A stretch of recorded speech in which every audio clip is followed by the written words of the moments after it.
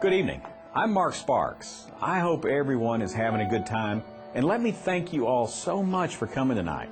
It means a lot to us that you would take the time to support the Samaritan Inn like you are tonight. Our managing director, Lynn Scipiora, asked me to explain to you why I support the Samaritan Inn. This is difficult for me, as I was raised where you just humbly serve and do it with grace and without praise. I actually live with the daily guilt of not being humble enough or giving enough of my resources back. And to do this only compounds that guilt. That's another story, though. Anyway, many of you know that Lynn Scipiora and Billy Gamble can be very persuasive. And they convinced me that telling my story will lead others to come forward and support the Samaritan Inn in so many ways that you may not even know of what you can do yet.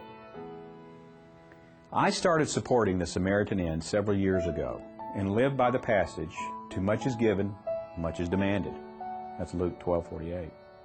I have been richly and genuinely blessed in my life, and I have a wonderful, healthy family, great friends, and a successful career.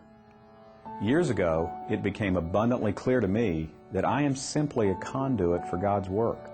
That's the only reason that the things in my life have happened to me the way they have. God has blessed me so much that I may bless others for Him. My support of the Samaritan Inn started about 15 years ago, where I would go weekly to Sam's and Target and buy enough t-shirts and blankets and gloves, coats, toothpaste, deodorant, detergent, aspirin, cough syrup, things like that. And I would fill my SUV so full that I couldn't see out of any of the mirrors. At times I had to put stuff on top. I provided things that I didn't think anybody else would provide. Who's going to donate a case of deodorant? I never really thought about the impact I was making until one of the administrators in the old facility followed me out one day and said, "Did you know that if you didn't bring this truck full of goods, we would no longer be here?" I was shocked. I was floored. I never thought that my weekly contribution was the tipping point for failure or success of a homeless shelter program. Then it hit me like a ton of bricks. Everyone thinks that everyone else is going to do it. And then it never gets done. From then on, I jumped in with both feet. Guys, this is so much bigger than all of us. Poverty, drug abuse, and despair have no boundaries. The Samaritan Inn could be in Chengdu, China, Egypt, Kentucky, South Dallas, or North Dallas. I don't live in McKinney, Plano, or even Collin County. I actually live about 35 miles from here, and it takes me 45 minutes to even get here. Some people ask me, why do I care about people's problems in Collin County?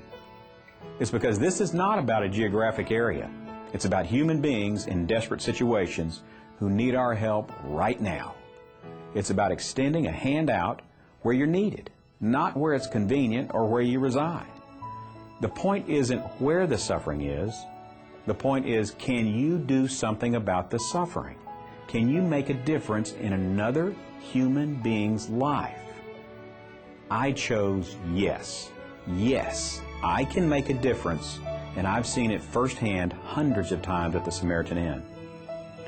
I don't know any place else where I can look in someone's eyes and see despair one day, and then hope a week later, and then finally confidence and success.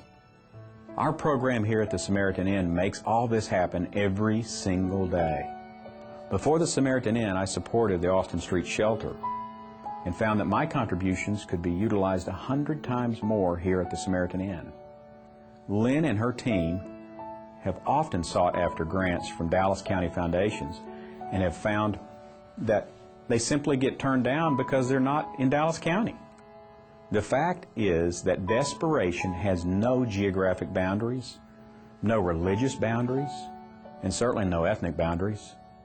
It's hard to imagine, but only by the grace of God, any one of us could easily be a resident of the Samaritan Inn. Once I heard that my weekly runs to Target were the Samaritan Inn's breaking point, I started digging and found that the Samaritan Inn was really bankrupt and running on nothing but fumes. I realized that if we didn't do something fast, all these people in our dining area were going to be living back in their cars, under bridges, and in dumpsters. At that time, we were a completely different organization, and I marveled by how far we have come in the last few years. I'm so incredibly proud as to what we have morphed into over the years with the direction of our wonderful boards, our committees, our fearless leader, Lynn Scipiora, and our relentless, fabulous volunteers. The Samaritan Inn has a 78% success rate, meaning that 78 out of 100 people who enter our program exit as a productive member of society with a job, transportation, and a roof over their heads. In contrast, homeless shelters like the Austin Street Shelter don't expect to turn 2% of their residents into productive members of society again. The Samaritan Inn is not only a shelter that feeds and clothes the downtrodden.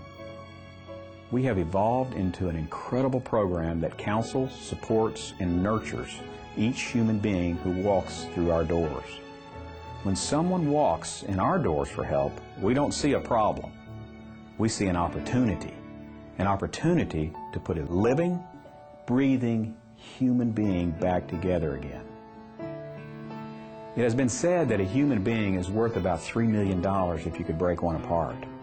Obviously, as a whole, the human being is priceless. The team support at the Samaritan Inn puts human beings back together again, and therefore, the results of our work is priceless. It's almost too much to get your head around. I pray that my contributions to the Samaritan Inn will one day be needed elsewhere. But for now, we need every ounce of support you're willing to give. Your time and your financial contributions are going to the greatest cause that I know of. The reward of being a part of an organization that tirelessly puts people back together again is truly my duty, my blessing, and my honor. That's why I support the Samaritan Inn. God bless you all, and thanks again for coming.